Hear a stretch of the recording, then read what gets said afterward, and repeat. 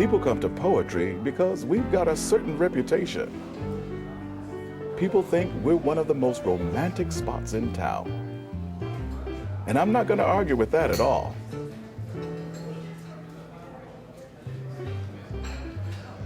This is the place, you know, that you go to for that special evening.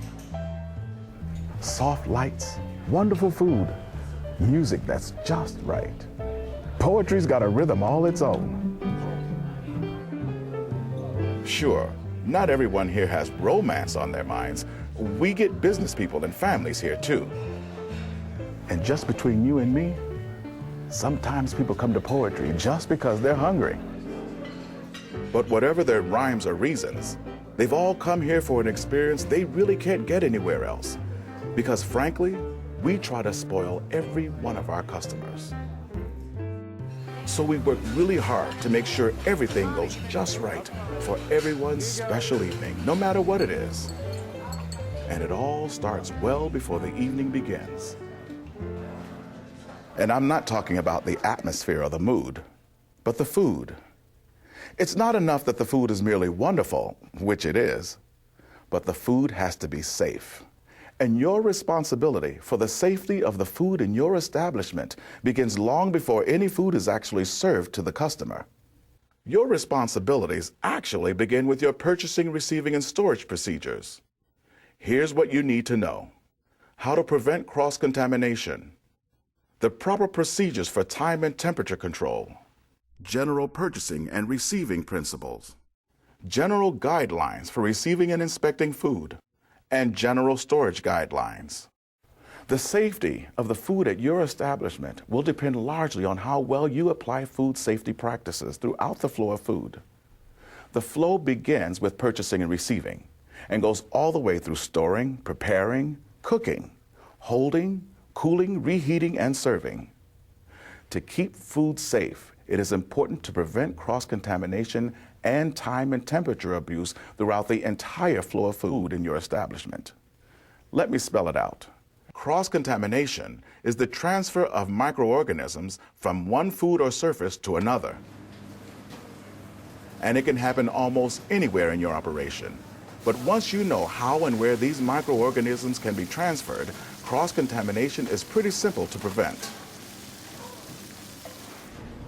For starters, you may want to designate specific cutting boards and utensils for raw food, while at the same time designating a different set for ready-to-eat food.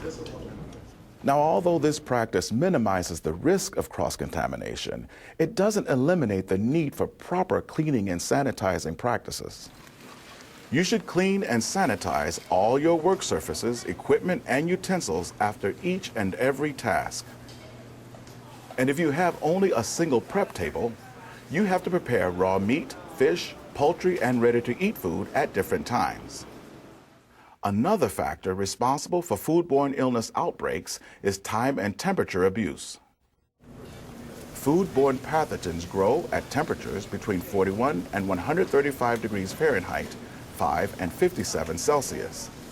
When food is in this range, it's in the temperature danger zone. Remember that whenever food is held in the temperature danger zone, it's being abused, and you could have problems.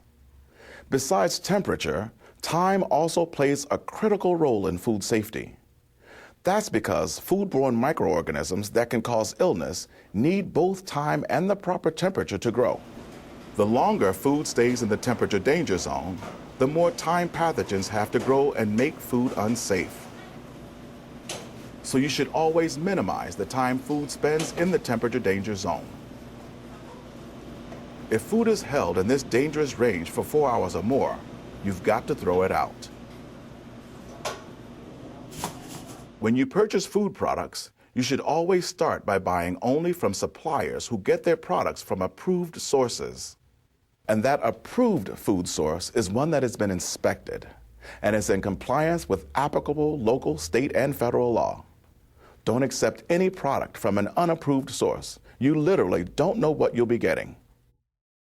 Now, when it comes to receiving the products you've purchased, you have to make sure your employees have enough time to thoroughly check everything. So you should schedule deliveries for off-peak hours. and only receive one delivery at a time. And this is very important. Your receiving staff should have the authority to accept, reject, and sign for deliveries. You've gone through a lot of trouble to purchase the best quality products you can get, so make sure you're getting what you're paying for. All deliveries need to be inspected immediately, and the items should be put away as quickly as possible. This is especially true for refrigerated and frozen products. Now, if the inspection turns up a product that should be rejected, here's what to do. That item should be set aside. Then they need to tell the delivery person exactly what's wrong with the product. But make sure they get a signed adjustment or credit slip from the delivery person before the rejected product is thrown out or given back to the delivery person. Then they should log the incident on the invoice or the receiving document. There are general criteria that you should follow when receiving food. Let's start with temperature. Cold TCS food should be received at 41 degrees Fahrenheit, 5 Celsius or lower, unless otherwise specified, while hot TCS food should be 135 degrees Fahrenheit, 57 Celsius or higher. Make sure frozen food is frozen when you receive it. You should always check to see if the product has thawed and been refrozen. Look for things like fluids or frozen liquids in the bottoms of cases or ice crystals on the product or packaging. Water stains on the package are another sign. There are other things to look for when it comes to packaging. The packaging of food and non-food items should be intact, clean, and should protect food and food contact surfaces from contamination. You should reject items with tears, holes, or punctures in their packaging. The same goes for items with dirty wrappers or with broken cartons or seals. Any package that is damp or leaking should be rejected. If there is a water stain on the package, you'll also want to reject it since this means it was wet at some point. Always check the code or use-by date on the package. If it is expired, reject it. And this really goes without saying. Reject any item that shows signs of pests or pest damage. Cans have their own set of criteria. Reject those with swollen ends, rust, or dents. Finally, when inspecting food, you'll want to check quality. Poor food quality can be a sign that the food has been time temperature abused and may be unsafe. You should work with your suppliers to define specific safety and quality criteria for the products you typically receive. You have to look at color, texture, and smell. That can tell you a lot about the product that you have purchased. Food should be rejected if it has an abnormal color or odor.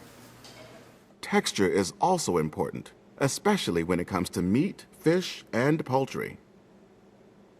These items should be rejected if they are slimy, sticky, or dry.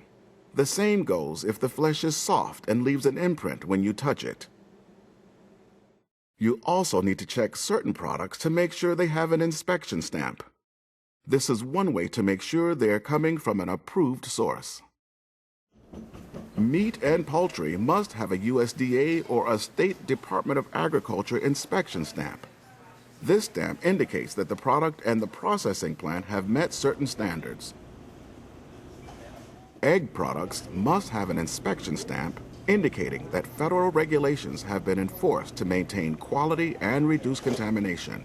In addition to these guidelines, you should always reject any item that does not meet your company's standards for quality. But receiving is only half the story. Storage has its own set of concerns because poor storage practices can really ruin the rhythm of your operation. You should set up some general storage guidelines and have your staff put them into practice. You need to clear a space in storage for new products. And you want to make sure everything already in storage is properly labeled. All TCS ready-to-eat food prepped in-house that will be held for longer than 24 hours must be labeled. The label should include the name of the food and the date by which it should be sold, consumed, or discarded. Once food has been properly labeled, you have to arrange products to make sure that the oldest inventory is used first. This method is used in refrigerated, frozen, and dry storage, and it's called first in, first out. Be sure to discard any food items that have passed their use-by date or manufacturer's expiration date. And remember that any food that needs time and temperature control for safety that was prepared on site can only be stored for a total of 7 days at 41 degrees Fahrenheit, 5 Celsius or lower. After 7 days, it has to be thrown out. Food should only be stored in containers that are intended for food. Make sure they're durable, leak-proof, and that you're able to seal or cover them. And always clean and sanitize the container before storing food in it. And here's a major red flag. You should never put food in empty chemical containers or use empty food containers to store chemicals. Now here's the thing about storing newly received refrigerated and frozen food, or any food that needs time and temperature control for safety. You have to keep them out of the temperature danger zone by storing them as soon as they've been inspected. And make sure you only store food in designated storage areas. Cleanliness is a real issue with your designated storage areas. The floors, walls, and shelving in refrigerators, freezers, dry storerooms, and heated holding cabinets have to be cleaned on a regular basis. Make it a rule to clean up leaks and spills right away to keep them from contaminating other foods and providing food for pests. And get into the routine of checking the temperature of stored foods regularly.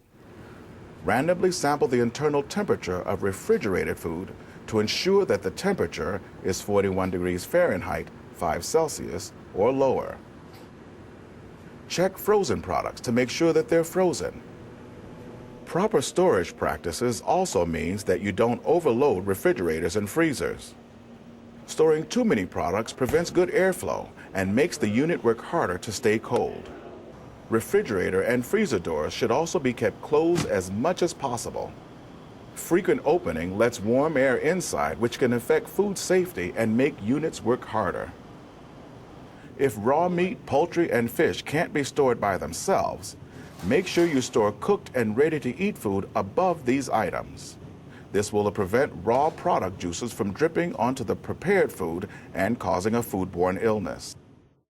Raw meat, poultry, and fish have to be stored in the following top-to-bottom order in refrigerators: whole fish, whole cuts of beef and pork, ground meats and fish, whole and ground poultry.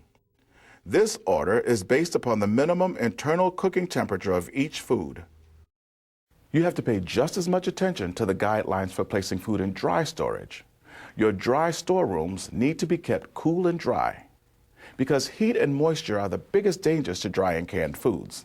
To assure the safety of your dry food and to maintain optimum quality, keep the temperature of the storeroom between 50 and 70 degrees Fahrenheit, 10 and 21 Celsius.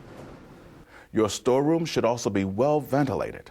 This will help keep the temperature and humidity constant throughout the storage area. Your dry food has to be stored away from walls and at least 6 inches, 15 centimeters, off the floor. And it should never be stored near chemicals or cleaning supplies. You also need to keep dry food out of direct sunlight. And above all, keep the area clean. Well, even in a romantic spot like this, I'll admit there's nothing romantic about purchasing, receiving, and storing.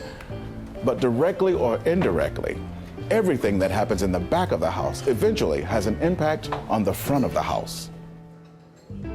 And you know, nothing, and I mean nothing, can ruin a special evening faster than a foodborne illness. And if good practices can help keep that special rhythm we have here at Poetry, then I'm all for it.